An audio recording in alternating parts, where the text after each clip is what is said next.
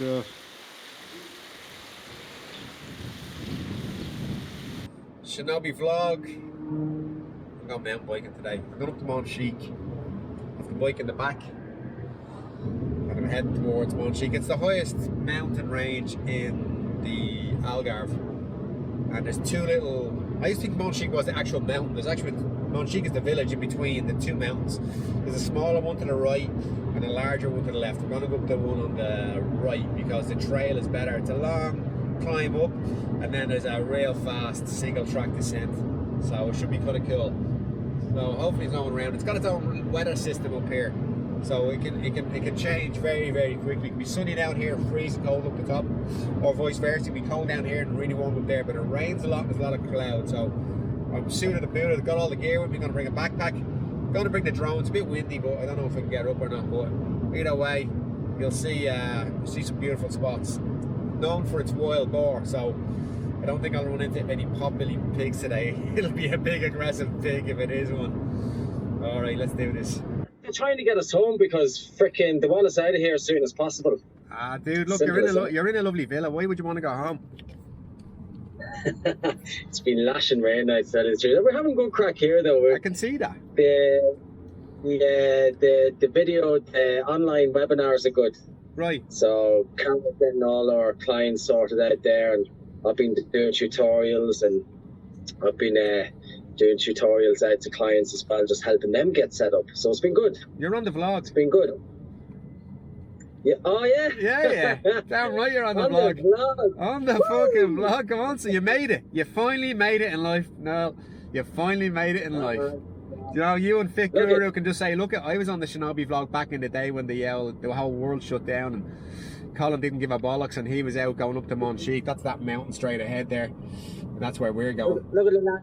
Look at that. Look at the lad in that. Look at the Garda car in front of me in the Punto, and I'm driving a 3-litre fucking Beamer. That's what's. I'm debating whether to overtake the cunt or not. You know what I mean? He's never going to catch me, but I have to pull in up here. I have to pull in up here to you know, take the bike out, so he'll catch up with me eventually. Like the snail, the tortoise on the hare. I'm the hare. He's the tortoise, but the cunt's going to catch me if I take off.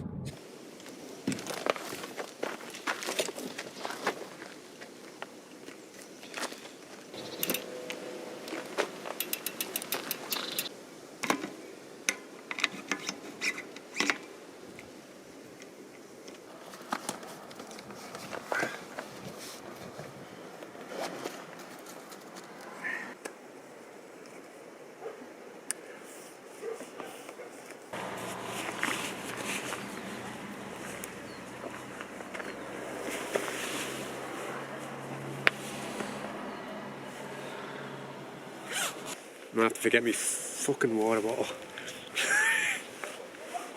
It's always something, isn't it? Always something. Anyway, we'll figure it out. I'll deal with it.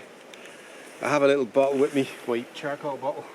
It doesn't fit on the bike, so I can take water out of a stream, and then there's a charcoal filter in that. Oh, actually, it's full of spring water up here, isn't it? Monchique water comes from here. Yeah, there's springs everywhere. What the fuck am I worried about? Sorted. Right. Put the GoPro on. Well, the DJI Osmo, and then I'm just going to bounce up this hill. It's cold up here though. It's not like down in the seaside bit. There's an arrow. I wonder, is it that way? That mad, isn't it? Full of artists and hippies. Look, that way. No, it's actually this way. Sign on the post there. This thing is a loop.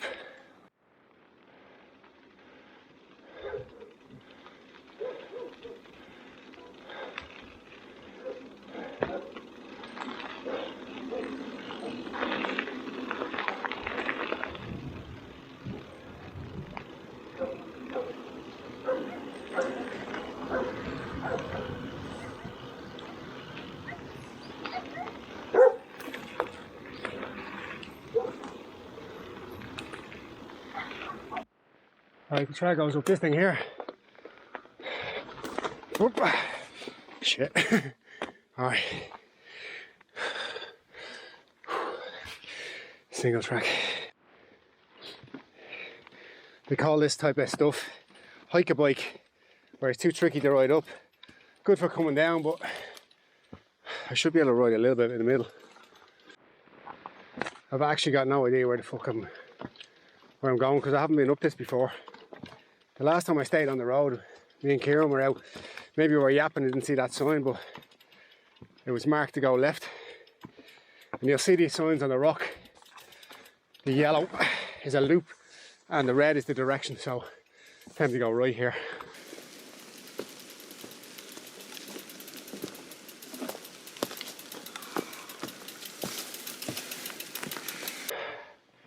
Ah yes, more like it. Hare Krishna. I'd love a place up here.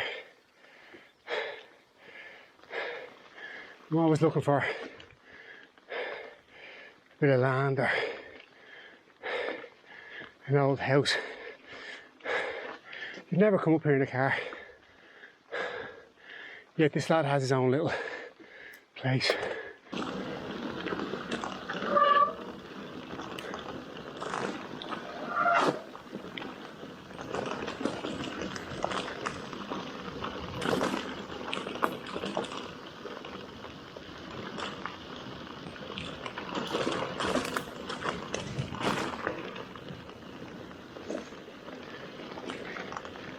Nice.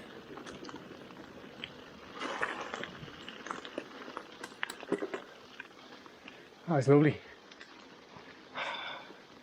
Yeah, where are we at? Where are you at, George? Where are you at? There's the cops. GNR.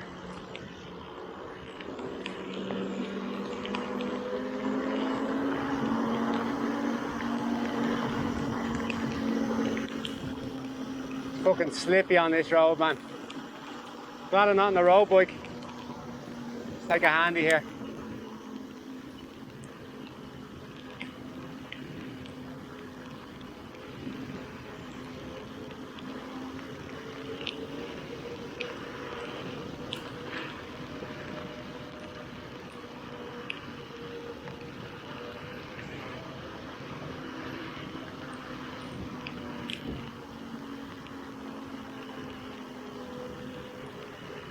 Still straight, okay. I hope this is not going to be back out on the main road.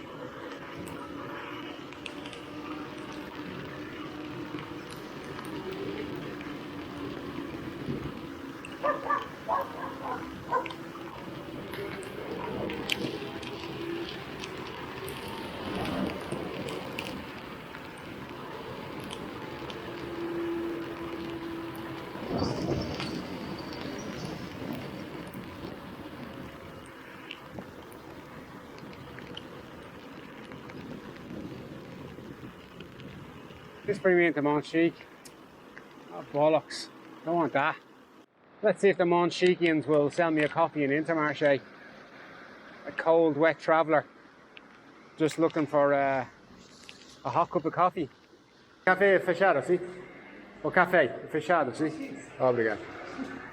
Yeah, coffee is closed. So I was meant to end up on the top of this fucking thing here and then descend down that, but it brought me a different direction, so I'm going to go back up there and then come back down it.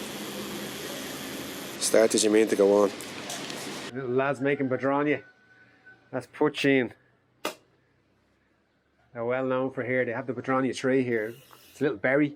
It's like a little firewall. And that's at the bus stop.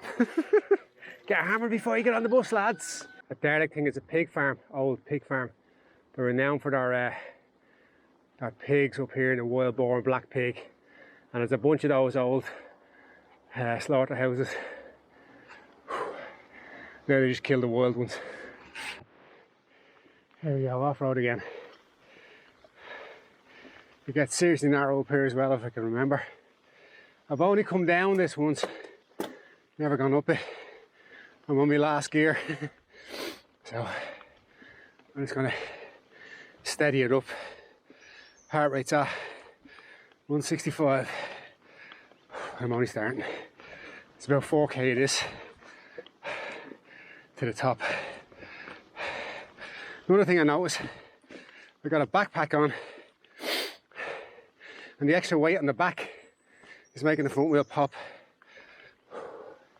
So we're in red zone now, 171, and I can still talk.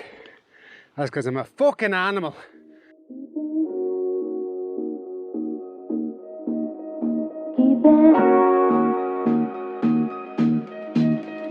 keeping. Ooh, yeah. Guess who's back?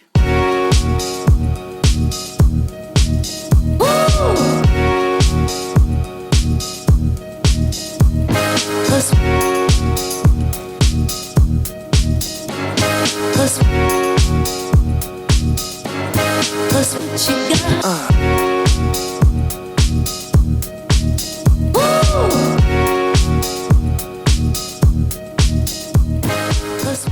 Absolutely, we're lashing it down now, so I'm sheltering in some eucalyptus bushes, but there's actually the hailstorms coming in. Ah, come on lads. Thought this was the Algarve. There's the bike over there, and there's the place I'm gonna get to. The thing about here is it rains a lot, but it's usually short term. Well, that's what I'm hoping for. Plus I can't see anything because I got sunglasses on. Never sacrifice speed for style, lads. I'm at 600 meters altitude, and I'm gonna go up to this. So this is the bit where you abandon the bike, leave it there for the bandits to take and do what the fuck they want with. I'm over it. When did you ever think I'd be out walking with a helmet on? So this is what we got to go over, and then get up onto the top of this thing. You wish you were here, don't you? Instead of stuck in your gaff under house arrest.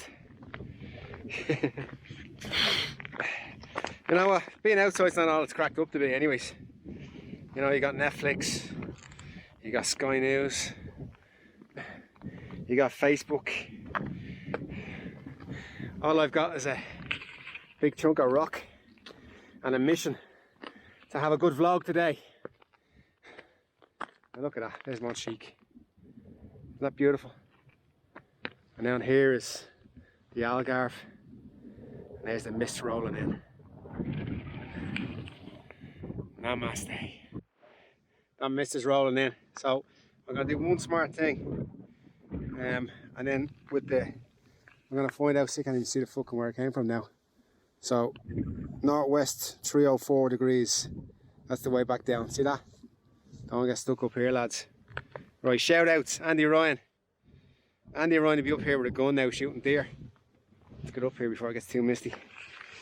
Shout outs. Last night I did a podcast with a lad called Ross, 23-year-old in Unfley. He has a podcast called Conversations and Coffee. And I was on it. Yeah, first question I asked him was, what's the longest podcast you've done? And he said 1:30 with Simon there, the strength guy. And I said, alright, strap yourself in.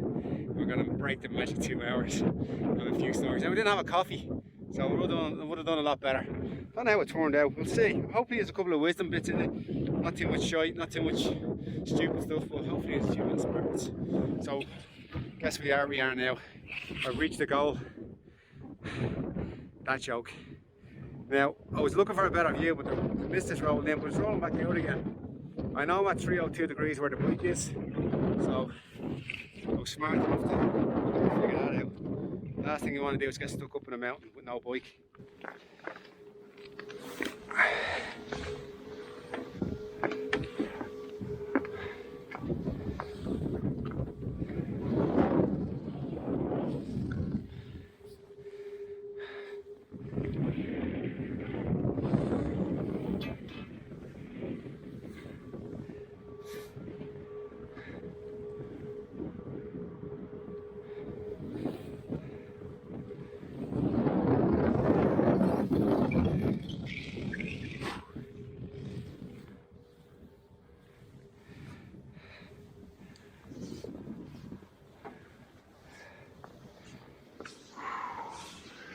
Wow. That's it. Boom. Let's get the fuck back down off this thing.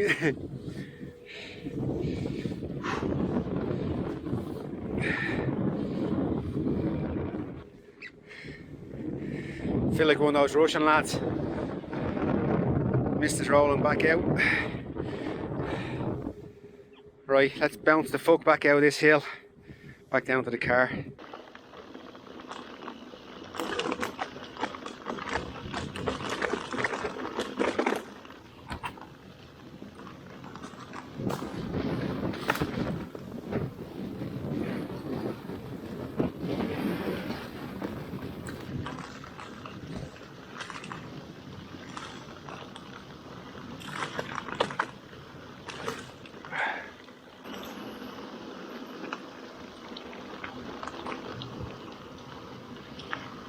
I remember this.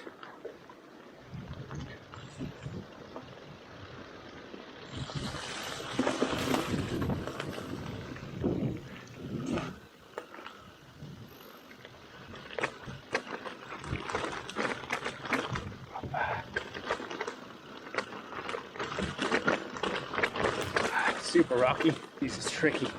Super tricky. Whoop. Hope we're getting this on the camera.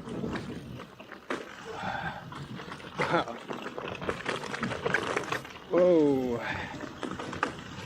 Straight on. Whoop.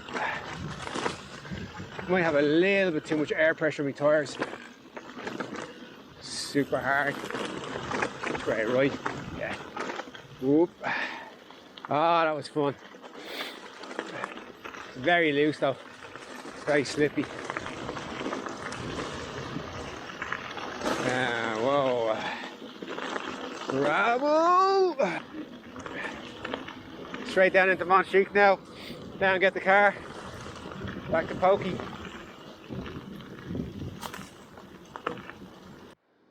That was fun.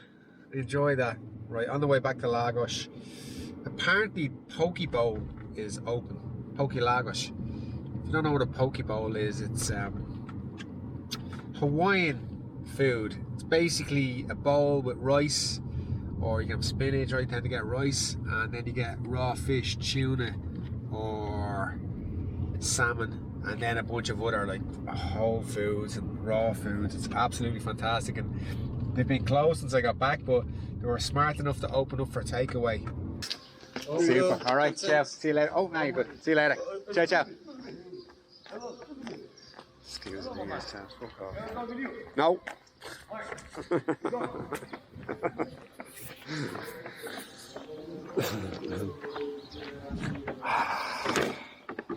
Got me Pokey. Poke Bowl's open.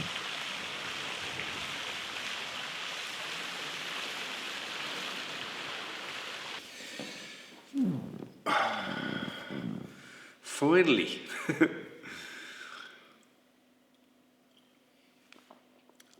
What a great day. I tell you what, I really enjoyed the mountain biking. Now, you just don't, oh, before we start on that, today's ensemble, this is a Kangol cloth hat. It's not a pork pie, it's kind of like a pork pie, but it's a little bit high here on the crown. And I bought this off Etz. Etz used to own the hat shop before the rabbit got his hands on it. But Etz was a stylish fucker. He was one of these dudes that had his own little, always wears a little waistcoat, stylish guy. He'd call me, got these hats coming in next week. And he'd get the top of the range Kangol ones. They had this like exclusive line. You always used to get these. And I'd put this one away, I had this one away for a while. Dragged it out of a box there today. Do you know what? I like it. It's a good one. It's funny how you forget these things. So today, yeah, the mountain biking. I hadn't a clue where, well, I knew, you're going to go up and you're going to come down, but the little trail I found today, that single track at the start there where I had to hike a bike, was brilliant.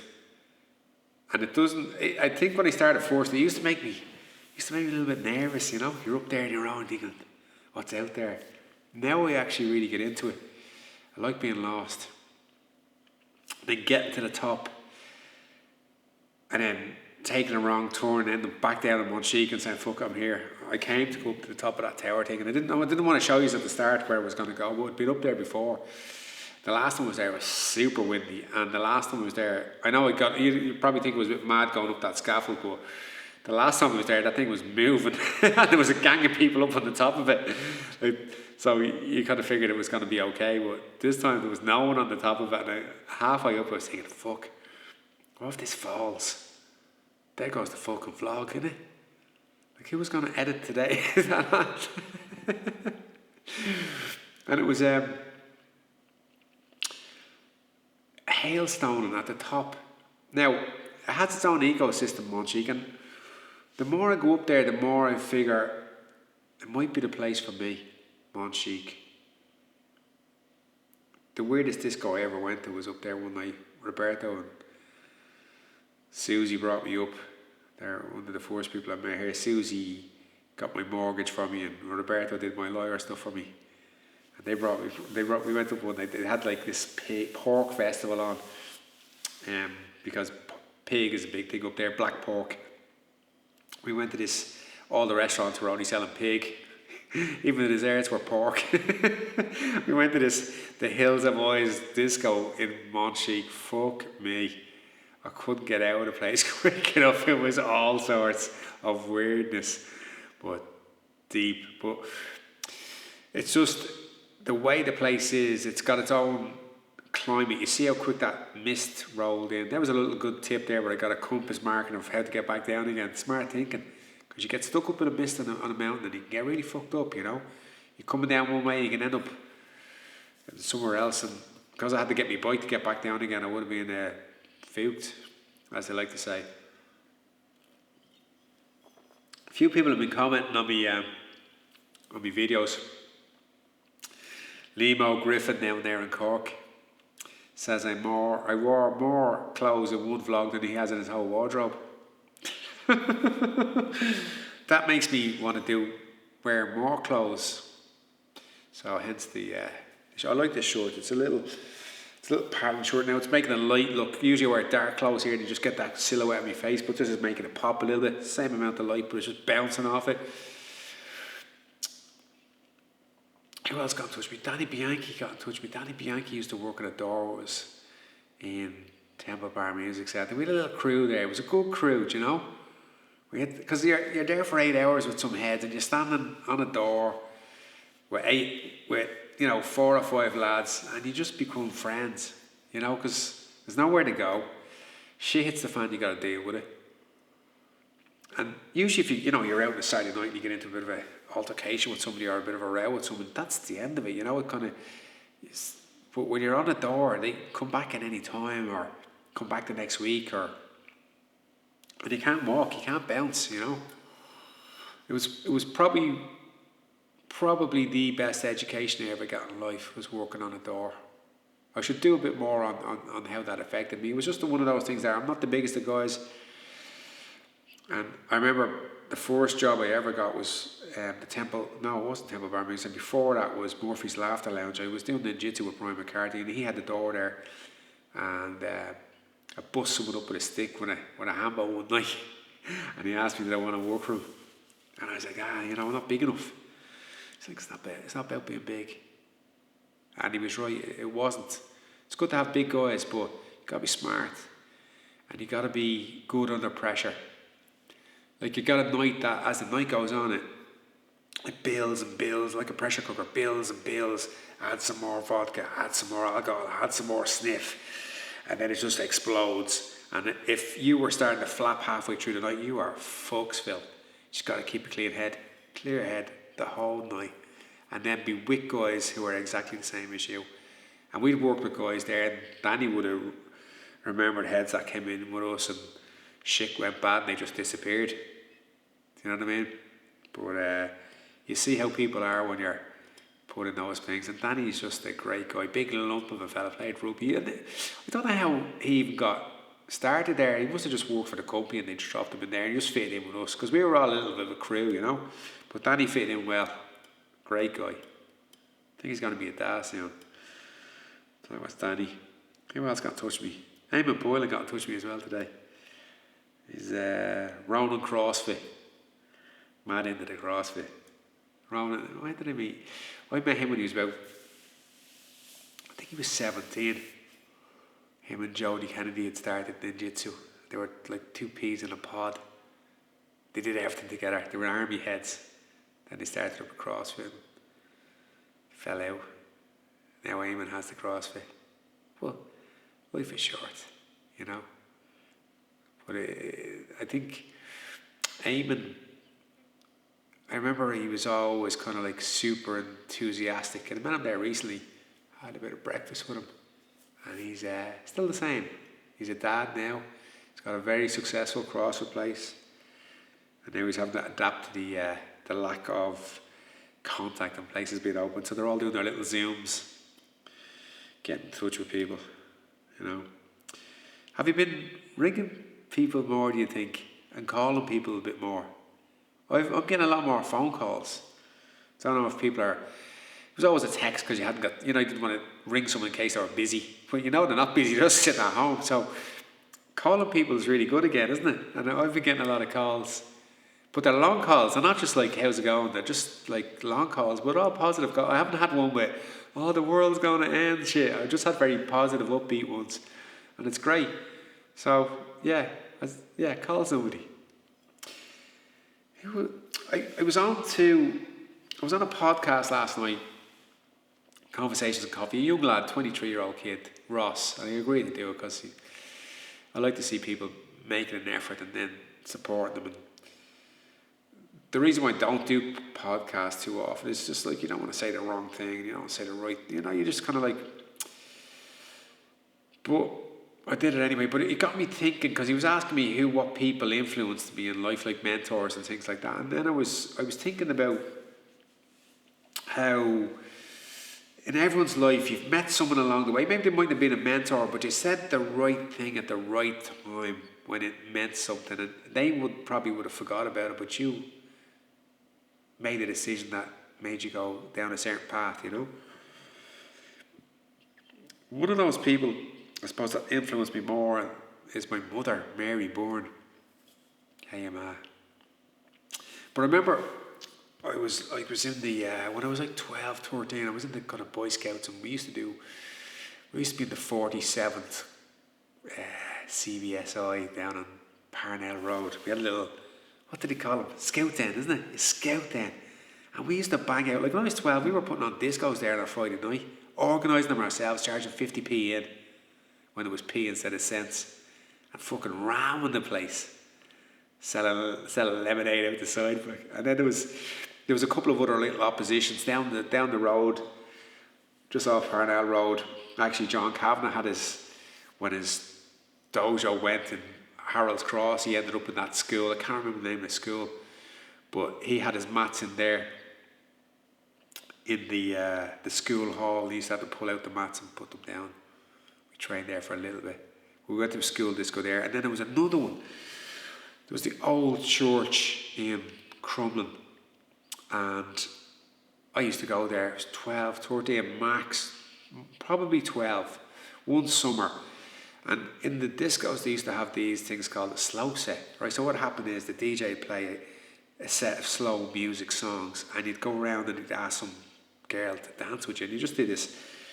I used to call it the walk around slowly dance. So she puts her arms over your neck and you put your arms around the waist, and you just went around in a circle, right? And you'd talk to her maybe or ask her something, and every now and then someone would, they used to call it a wear, someone would like kiss somebody, just got into that, and then it was just one of those things. So I met this girl, I can't even remember her name, and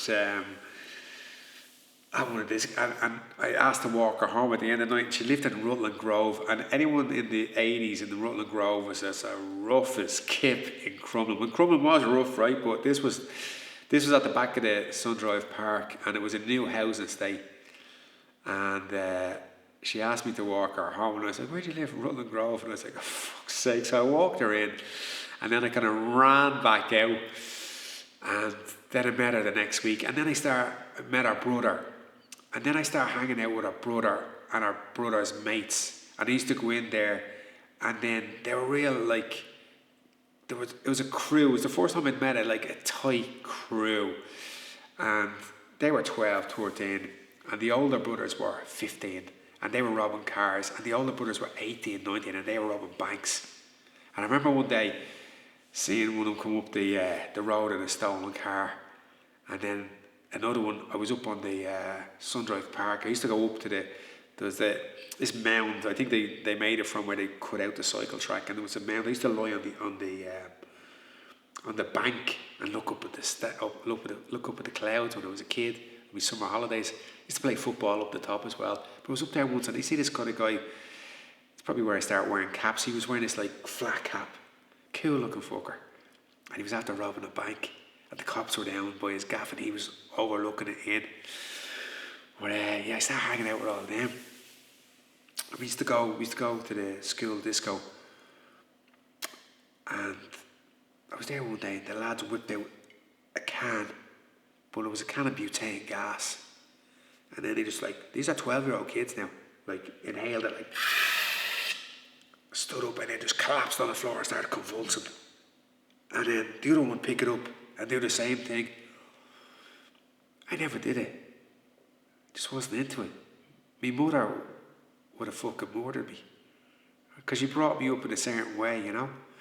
So I was hanging out with these lads for the summer. It was like for the summer. It was just hanging out. We were having a great life. It was part of them. I was able to go into Rutland Grove, hang out with them. And I was just loving the tightness that they had. That's what I thought was great.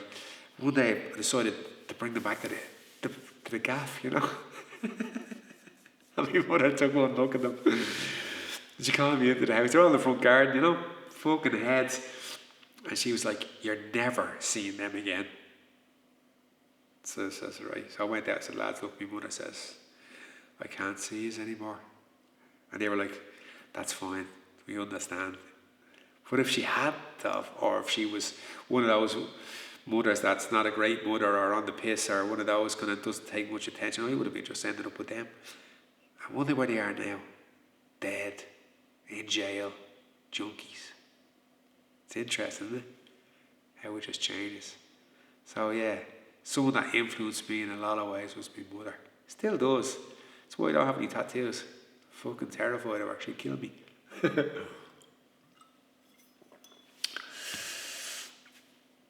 So, oh yeah, I'm gonna probably have to stop saying Hare Krishna, because I'm starting to get messages on Instagram from a lot of Indian folk, and they're telling me that Lord Shiva will bless me. And I say, who's Lord Shiva? So Lord Shiva is one of the Trinity gods in Hinduism. And it's actually starting to kind of, all right, I better take this a little bit more seriously. And there was a guy, he said he's a Brahmin. It's kind of like the higher caste. There's a caste system in India. And he's a big fan of Connor, and he wanted to send me a blessing, and that I'm immortal, and that the whole team is immortal. I suppose you make a video so you're immortal, right? But yeah, I'm going to start looking into the gods of Hinduism. Look into it a bit more instead of just saying Hare Krishna.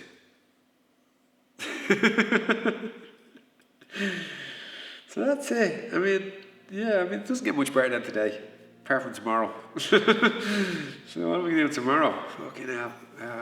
Who knows? I'm going to get up and do my morning ritual, and then I'm going to lift. I'll do my Olympic lifting, and I'm going to squat. That's what the plan is. We'll see how we feel in the morning, but that's what the plan is. And then we'll just take it from there, see what happens. Bang out a vlog, call somebody, say Hare Krishna to a stranger, all the good stuff, all the classics. Right, so that is it for today. Hope you enjoyed it. I hope you send some love to other people. Much love to you all out there. #Rafter, we are all one. Hare Krishna, Rafter.